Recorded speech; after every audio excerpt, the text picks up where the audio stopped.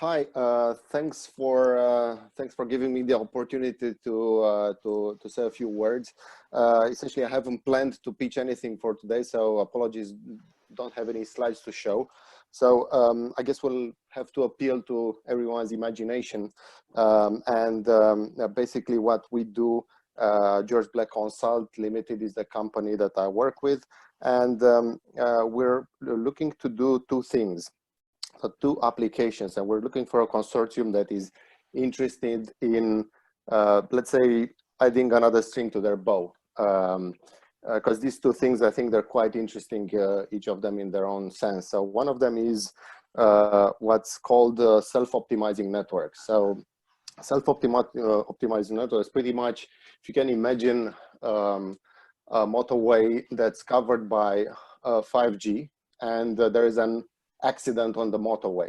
But the way the network has been planned, obviously it's been planned at a theoretical level without, taking that event in mind. So all those vehicles will not be ideally covered by the antenna in the sense of throughput and data.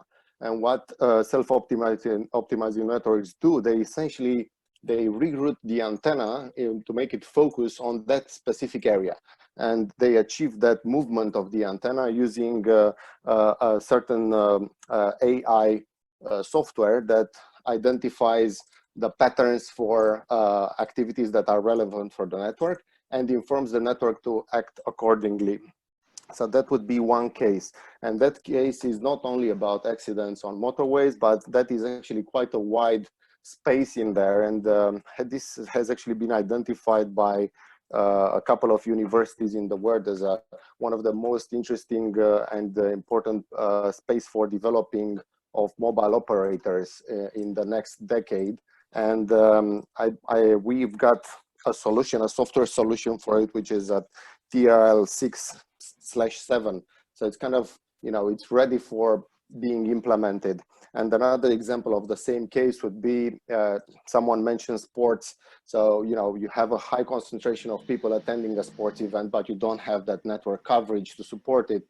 Again, by the same token, these networks can then orient and self-optimize to orient the antenna to really kind of support that event and cover it properly. So that's case number one. Case number two, this is kind of has a today's flavor in the sense of it's about infrared cameras. So infrared cameras can be deployed as a grid, and they can be uplinked through 5G, so that they can determine situations such as in a public transport network. You might have people with coronavirus, or you have to do a screening like that, so you can immediately deploy a screening on demand, and whether you're in a transportation system or in another environment such as embassies or an airport, that goes as well.